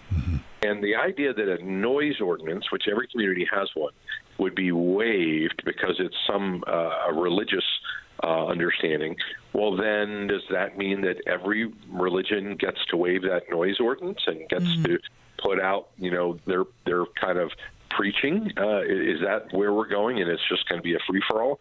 I think, the difference is we are not a Sharia society.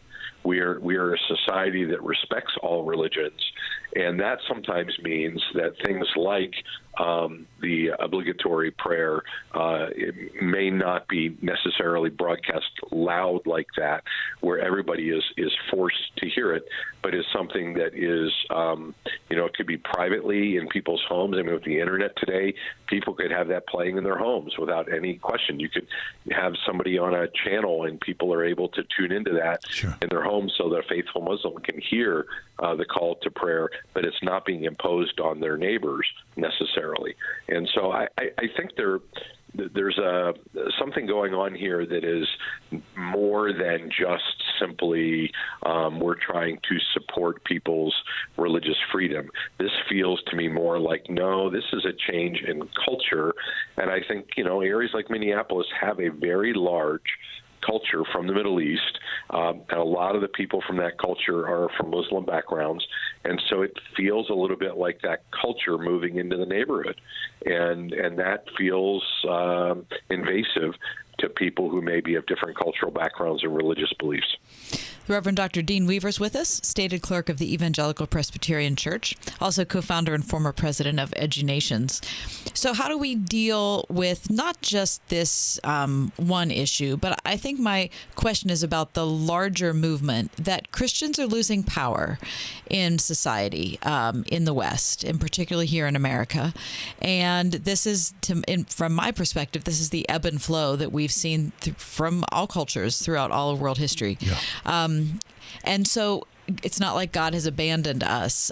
But talk about how you see Christians reacting and how you feel like Christians should be reacting.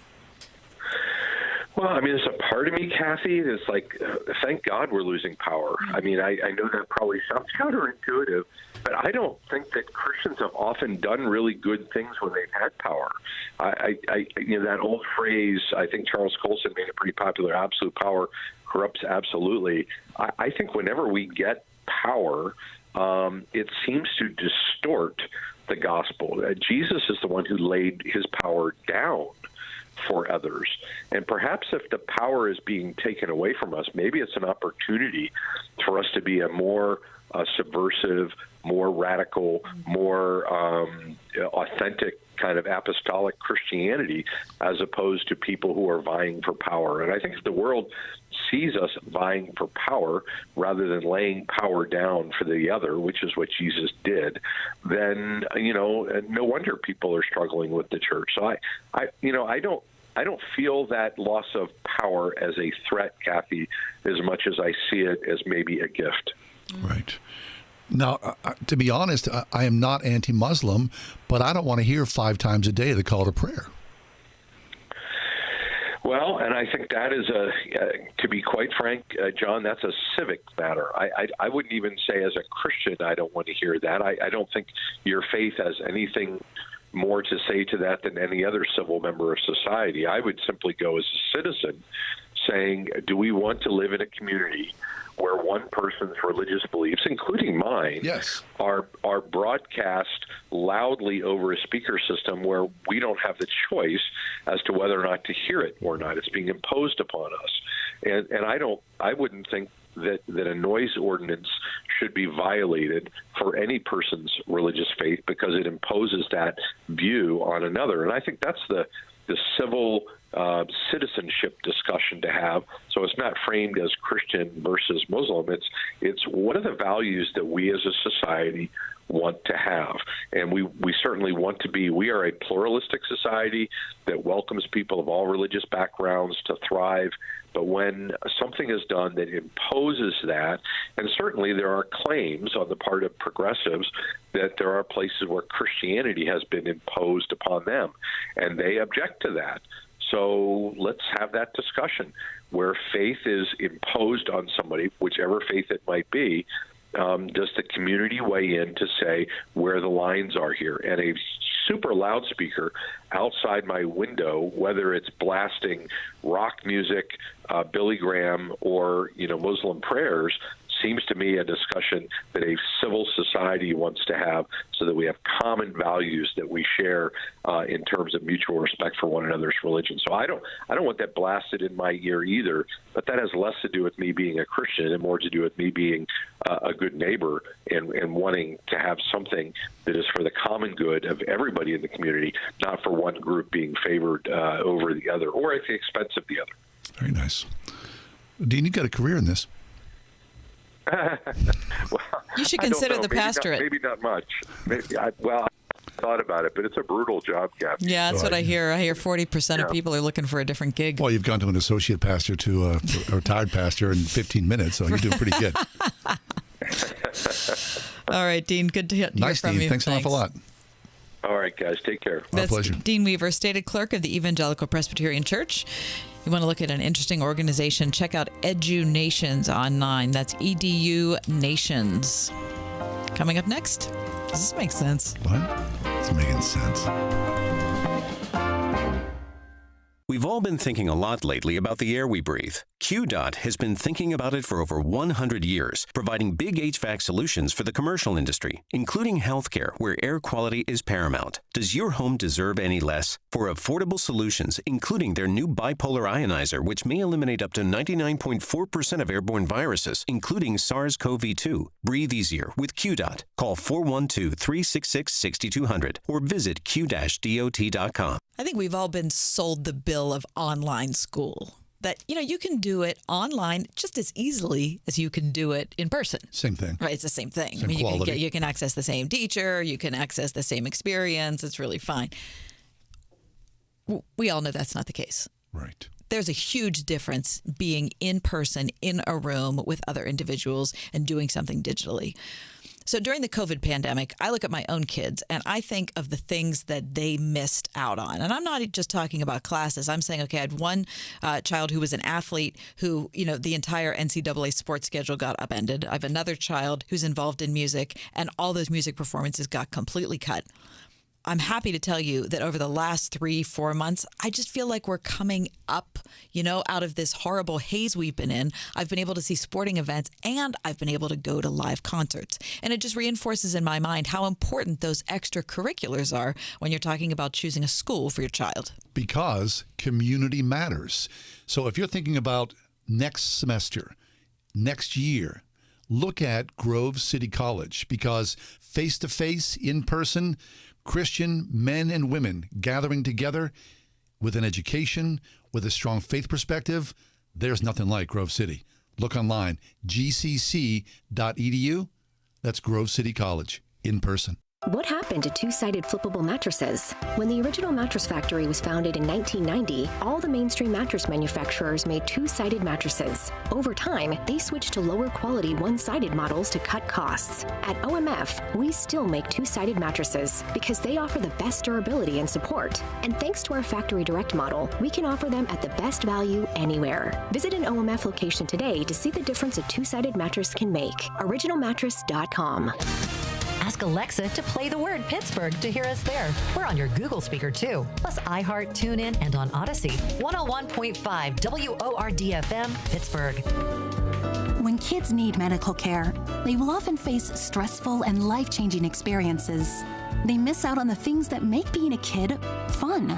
Starlight Children's Foundation has delivered happiness to 17 million seriously ill kids and their families at more than 800 children's hospitals and healthcare facilities.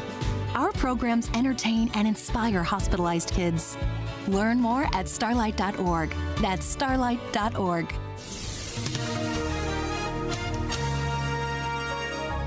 Occasional rain and a thunderstorm this evening. Otherwise, considerable clouds for tonight with a low of 46. A little morning rain tomorrow. Otherwise, mostly cloudy. We'll reach a high tomorrow of 58.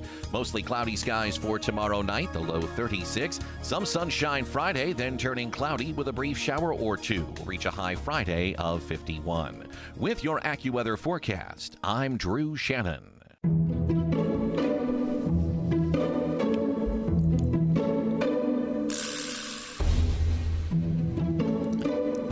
Does this make sense? Does what make sense? Your vegetable crisper drawer in your refrigerator? Well, I certainly used my vegetable crisper drawer. Is it doing anything? Well, funny you ask, because on mine, there's like a little dial. Right, where you can decide how much humidity. But it's not attached to anything. So it's fake. It looks a popsicle stick, just kind of hanging there. I mean, I'm sure I paid extra for it and felt good about it. And would you know which way you wanted it to go if it did mean anything? Wouldn't it be nice if you oh no, my tomatoes are going a little rotten. I should move the humidity right, dial it back a little bit. I don't even know. No, you bring up a good point. I don't know. The whole thing seems like, a Frigidaire scam. I do. I think it is a scam. What's going on there? Why do we have what? I don't know what they're for, and I don't know what the dial, what I'm supposed to be wanting from the dial. Right. I'm calling 60 Minutes because something's out of whack. I mean, what if we took that space and we just had another shelf or something? Yeah. I don't know. Maybe, if I'm going to put my celery somewhere, I could put it on a shelf as well as I could put it in a drawer. But you've got two drawers dedicated to that. I got two drawers dedicated to that, and I don't know what I don't know how to operate them. You can put cheese. Don't you have a cheese drawer? Do I want to put cheese in there? I thought it was for vegetable crisping. I don't want to make my cheese crisp. We've got a cheese drawer. You got a cheese drawer? I have a drawer that I can make into a cheese drawer, but depending on the temperature of it. It's too much. It's a first world problem. I think the vegetable drawer, I don't think it makes any sense. I think it makes sense. I don't think it does. Does this make sense? The gold grill? What's the gold grill? Oh, yeah. Oh, God. The gold grill. Oh, yeah. No, yeah. I mean, that's a look, right? That doesn't make any sense. You're going out to special night. Hey, we're going out on the town. We're going to have ourselves a little party. Oh, let me pop in my gold grill. And then everything's like, whoa, super bling. Let's add some diamonds to that. How am I supposed to focus on anything? Well, I think, for me, it doesn't make sense. But that's for sure. Can you imagine? I think that's an understatement. Yeah, pipe down there. Holy smokes. Yeah. But when I see it, it makes me smile because it's so crazy. It's so over the top. It is. I mean, it's like, who even thought of something like that, let alone invested money in that?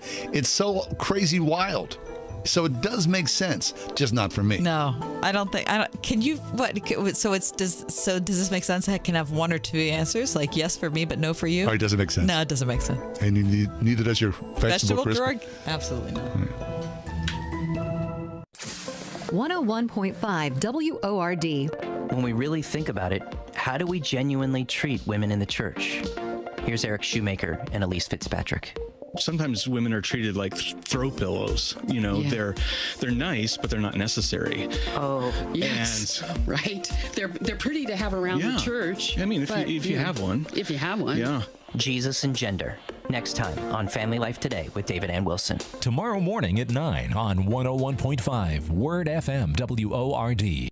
Before Bamboo HR, I feel like crying just thinking about it. We were still handling everything via paper, and we literally had paper stacked. It was all in spreadsheets and like folders. From the moment I started using it, I felt calmer. As soon as we started using the Bamboo like onboarding checklist, I mean, it was extremely easy. Head count, turnover, years of service. Like there's just so many different reports that I use at different points in time. I'm like totally set free to focus on the people, to focus on development, to focus on team dynamics. It's freeing me up to do more of the stuff that actually matters in HR, which is interacting with people, learning from them, and then building stuff for them. Everything is in this one place. I can't even imagine what it would be like without Bamboo HR. We're Bamboo HR, and we'd love to set you free to do great work. Come try our award-winning all-in-one HR software for free with no strings attached. Visit bamboohr.com/HR for this free trial offer. That's bamboohr.com/HR. Why Doing It Right Roofing, Siding, Remodeling? It's simple. It's in their name. Doing It Right uses only top quality materials and employs only experienced installation and management people to install and oversee your project. Family owned and operated for 38 years, and with over 45 years of industry experience, you can be confident that your project will be installed the correct way. Doing It Right does business honestly, taking no money down and collecting balance upon completion. You will receive a lifetime labor warranty from Doing It Right. Doing It Right does all work to manufacturers, National Roofing Contractors Association, and Vinyl Siding Institute guidelines and specifications for a complete and headache-free installation. Doing It Right is an Owens Corning Platinum contractor and James Hardy preferred contractor. Most importantly, they're affordable, offering great financing options and accepting all major credit cards. Be sure to mention John and Kathy for a discount off your roofing, siding, and remodeling estimates. Call 724-NEW-ROOF or find them at roofingcontractorpittsburgh.com. Want it done right, call Doing It Right. The Mechanical Services Company. Trusted, proven, preferred for all mechanical systems, heating and air. Our team has got you covered. Maintenance, service, installs, and repair. Call us when you need comfort. Online at tmschvac.com. The Mechanical Services Company. Trusted, proven, preferred. Remember when Facebook first became a thing? I don't know if this happened to you, but I had a little anxiety about my friends. Well, you didn't feel like you had enough of them. Yeah. Like, oh no, I need I need more friends to prove my worth. I think that was a pretty common thing. That's clearly faded. Now you don't give a care. No, I could care less. And quite honestly, they really weren't my friends. No, they weren't. I mean, I asked them to. I mean, Christy and I have stayed around. Eugene Park has been solid for you, but other than that, I mean, seriously, if you put a note out on Facebook and said, "Hey, could somebody help me move all my Facebook friends?" Who would show up? Right? It's a very good question. Who's going to help me? My Facebook friends help me move. Eugene Park is with us. He's associate pastor of True North Church in Palo Alto, California, host of a podcast we love called Off the Pulpit. Hey, Eugene, welcome back. Hey, good to be here. And I was going to say, if you're in the metaverse, virtual friends can help you move in the future. Oh, that's awesome. They can. That's awesome. I need to move a lot of my belongings out of the pod in my driveway into my house in a month or so. So, Eugene, do you think you could get that metaverse? help me virtually? Yeah, if you buy my plane ticket, I might bring you up on that offer. We could go to a Pens game. It would be really fun. Yeah, sounds fun. So friendship, like John said, is not, the people who, quote unquote, follow you on Twitter. But in our current culture, it seems like, we just saw a story yesterday that something like 70% of Americans said they think their best friend is their dog. Yeah, I didn't know that. It's not surprising. It is a little sad. I've always thought the idea of friendship to be so interesting because it's not talked about, one, in the church or also in the cultural narrative at large. Like, you'll see a lot of seminars on, even in the church world, dating, family, parenting, but rarely friendship. And even the movies we watch, the TV shows we watch, romance is often glamorized. The only TV shows often we get about friendship are war movies, and that's only the context of friends that you can see kind of glamorized in Hollywood. Yeah. So I wonder why that is. I mean, the focus on marriage, but no focus on friendships. I mean, everybody needs a good friend, right? Who doesn't want a bro? Yeah, no, I think it's central to, not even as a Christian, but as a human being, to have friends. And I think the Bible says a lot about friends. And I think often, you already kind of alluded to it, that social media it's done us some good with our friendships. I mean, there are friendships I thought were long gone and we're able to catch up, or friends from across the country that through social media, even this, it's a positive influence from that. The problem is, oftentimes we were conflating followers with friends, and we think the more that we have, the more friendships that we have. That's what social media tells you. The more eyes on your stuff, the happier you'll be. But at least from what the scripture tells us and just life experience, friendship is something that has to be limited. If not, they're not really friends at all. Okay, so that the limited part is interesting, right? And that's the case with anything. If you want to be good at anything, if you want to understand something, if you want to learn a language or learn how to use a tool, being focused is of ultimate importance. But it seems like all of our focus in the digital world is so incredibly disseminated that there really isn't focus. It's just, we're a mile wide and an inch deep. And I think that probably is the best descriptor for a lot of our relationships as well. Yeah, no, I agree. I think, there's a concept called Dunbar's number.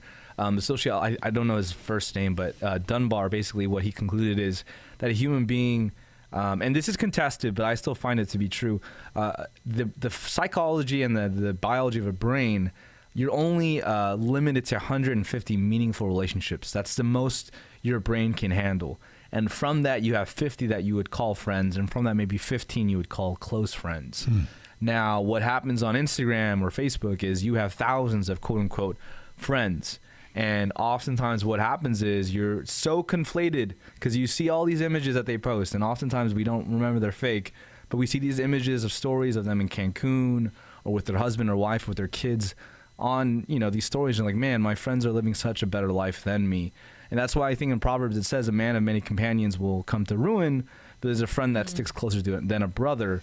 And I think what it's getting at is, man, you really need to craft and build your friendships well, and they have to be limited for them to have power. That's good. Okay, Eugene, I'm glad you brought up Proverbs, because if you did a search for friends in the Bible, a word search, you would probably tend to find that word in Proverbs more than most places. You think? Yeah, I think Proverbs is a really good book that's often underused in our modern times, but it speaks a lot about not romance. And if you think about it, Proverbs is, the well of wisdom in Scripture. It doesn't talk about romance. It doesn't, here and there, it doesn't talk too much about family, but it talks a lot about friendships. And I really think, even today, I don't want to say that, just because it's causation does not equal correlation. But if you look at a lot of these fallen pastors in the past, 5 years, probably more to come, sadly, always the biggest threat in all of them is like, where were their friends? And did they really have friends? Like deep down inside me, maybe they had pastor friends, which we all know as a pastor, there's a difference between having a pastor friend and a friend. Right. I think friends help you with so much, but also guard you. They're the ones that make you understand that, like, they don't care what title you have. They're gonna clown on you. They're gonna joke on you. That's what friends do. And I really think, especially those in leadership and power in the church, they really need friends to safeguard themselves. That's good. Okay, so slicing this a little bit better, I'm of the belief, and I don't know if this is true or not, but I believe that women, by design, are much, much, much healthier in forming friendships, where guys, I would imagine most guys, if they're fortunate, have one person, maybe two they would call friends, and they would be, most guys, ashamed of that, even though they can't sort of widen their friendship level even more. What do you think, Eugene? No, I agree. And I do think, in my opinion, women are just more emotionally mature often than men. But I often can contribute to, I think, the cultural narratives around just masculinity and being a man in today's culture doesn't allow you to be intimate with anyone outside of someone of an opposite gender. So meaning you can only be intimate as a man in a romantic relationship. And with your friends, they're your bros. You go have fun. You do things, but you don't want to share because if a guy cries with another guy, oftentimes it's like, oh, I don't know what to do with it. And I think because of that, my friend also said, so often a lot of husbands put everything on their wife when they can't do that. A healthy marriage, the reason at a wedding you have best men and bridesmaids is to say this marriage is not on the foundation of just us alone, but friends. So I think even on that, I think it comes with the cultural narratives around being a man, and we got to break that down as Christians. Mm-hmm. Eugene Park is with us. He's the associate pastor of True North Church in Palo Alto, California. He's our virtual friend. I mean, hopefully after all this time, we're getting somewhere. Yeah, but still. yeah. I mean, I see you guys once a month. Nice new studio, so friends notice that. Thank you so much. Thank you. But we're far away from you. We want you to know that we still say hi. Love your hat. We do like your hat. Okay, so what about shared experience being something that we should pursue? John and I were talking about friendship on the show a couple days ago, and we were talking about how sometimes you have to, it was about how to be happy. That's what it was. It was an article from the New York Times. And one of the things it said is you have to pay attention to yourself for the kind of things that you like so that you can seek them out again, right? Like be kind of smart in how you take care of your own happiness. And I think that probably could apply to relationships too. Like if shared experiences really form relationships, then if we don't pursue those, especially in today's world, it will never happen. No, I think that's a good point. To the larger point that you got to be careful what habits you make, and especially with your friendships. I'm a big believer in embodied presence. Even this, I know that's hard to do. With COVID, I understand, and those habits are there. But I think coming out of COVID, one of the main things I really tell people at our church is, however safe you feel, but within the parameters of that, seek embodied, shared experiences with your friends. Mm-hmm. You need that as human beings. Like even I always talk to my friends about going to the movies. Like Netflix is great, but do you really think binge watching a whole show by yourself? There's a difference between that. Well, one, it's kind of sad. But two, there's so much more joy when you watch something with a friend, which movie theaters often give you. Right. Or just late nights with your friends give you. And those simple things often, as you get older, you get kids, you work, you're like, I don't have time for that. That's exactly what you need to breathe life into your, often lonely, isolated, habitual life that you have. Yeah. Mm-hmm. Okay, so Eugene, Proverbs, you talked about that, but there in Genesis, there's man, there's Adam alone in the garden. God recognizes that Adam's alone. We're made in the image of God. He wants to be in relationship with us. So God made Adam a friend. I mean, he made him a wife, but ultimately Adam and Eve are friends, right? Yeah, no, I think that's a good point that, even in my marriage, what I've realized is I've allowed the romantic myth to take the only precedent in my marriage to think that's what a key to a happy marriage is. Mm-hmm. But I think you guys know this too, because anyone that's been married for a long time always says friendship above attraction and romance. That's what keeps it alive. And even on a bigger scope, when you mention Genesis, God relates to us as a friend. Jesus is very clear on that. If we don't have a lot of friendships, that's a connection with God we'll never completely understand. And I think that leads to often a filtered image of God and not a holistic image of God. And oftentimes, the more friends you have, it allows you to see God also in that light of someone not just to worship, which of course he is, but also to enjoy as a friend. Right. But a whole other story, a whole other topic at some point, maybe it's hard to make friends. And I think especially the older you get. Yeah, and I think it's hard now. In particular, I think to we make still new friends. Yeah, I think that because you mentioned COVID, Eugene, and I think a lot of people just got used to being alone, to being isolated, to binge watching or whatever it is, and those habits, once you make them, they're hard to get out of. I agree. One thing I always been telling people is friends are not found. Friends are not built, but they're found, and that's the hard thing. Because oftentimes you think I can just stumble into a friendship. We watch the show Friends and we're like, man, if I just had them, I'd be happy. Right. But friendship is something where you have to discover it. You have to find it. And it's hard as we get older because you have less time to do that. But that's why I always tell younger folk, value your friendship is hard. In college, it's easy. But as you guys have just mentioned, friendship is a grind. It is something that you have to fight for. And I wish I had that mindset earlier rather than just enjoying friends, but really establishing, no, I found some good friends.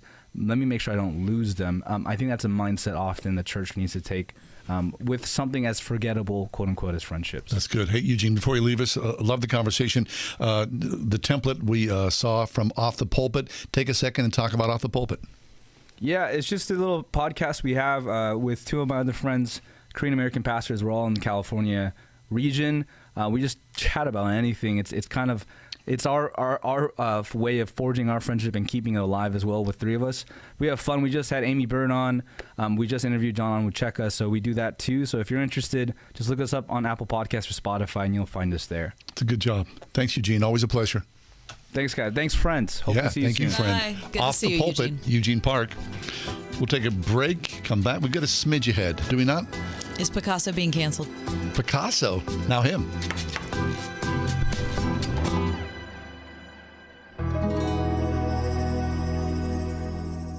Spring is in the air. Spring is everywhere. Hi, it's me, Marcia from the Spring House, and spring is a great time of year on both our farm and our store. It kicks off with farm tours, and we just love sharing our farm with all those precious young folks. Graduation party season and wedding and shower season start up now too. So my sister Jill and her catering crew are on the road in our red Spring House vans almost every day, delivering homemade country cooking to families all over the Tri-County area.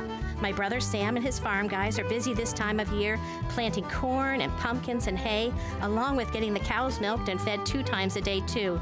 The Spring House store crew loves serving all the families that come to visit, to enjoy our homemade lunches and suppers, to take a zing down our hillside slide, and to top off their experience with a Spring House ice cream concoction like a strawberry ice cream shortcake. Come see us and let us share a little of our farm with you at the Spring House. 724-228-3339 or springhousemarket.com. I'm about to compare a pepper shaker to a cash-out refinance. Hang with me. You know when you're at a restaurant and they ask, would you like some fresh ground pepper? And then they crank that giant tube, but almost nothing comes out? For me, only a certain amount of time is socially acceptable to wait. I know that getting that pepper out might make my life better, but it just seems too impossible. And that's what we hear people say about the cash-out refinance. People realize that the value of their home has gone up like hot pepper the last few years, leaving all this extra money sitting inside their home. But is it too hard to get out? It's Ryan from United Faith Mortgage, and we are a family mortgage team committed to Word FM. If you're interested in cashing out the extra pepper in your home, we're good at doing all the work while you just sit back and relax. And often, your mortgage payment and years in the loan will stay the same. If you'd like to hear about your options, go to UnitedFaithMortgage.com. We are United Faith Mortgage. United Mortgage Corp, Melville, New York. MLS number 1330. Department of Banking. Mortgage Lender License number 22672. We've all been thinking a lot lately about the air we breathe. QDOT has been thinking about it for over 100 years, providing big HVAC solutions for the commercial industry, including healthcare, where air quality is paramount. Does your home deserve any less? For affordable solutions, including their new bipolar ionizer, which may eliminate up to 99.4% of airborne viruses, including SARS-CoV-2. Breathe easier with QDOT. Call 412-366-6200 or visit q-dot.com. I found hope in the midst of an overwhelming situation. Alcoholism can affect any family. Are you in an overwhelming situation because of someone else's drinking? Al-Anon and Alateen can help. Call 866-200-0033 or visit alanon.org/hope. Are you interested in helping people with addiction? Do you want to help others through private practice counseling? Waynesburg University offers a 100% online Master of Arts in Counseling degree, as well as a PhD in counselor education and supervision. Visit waynesburg.edu.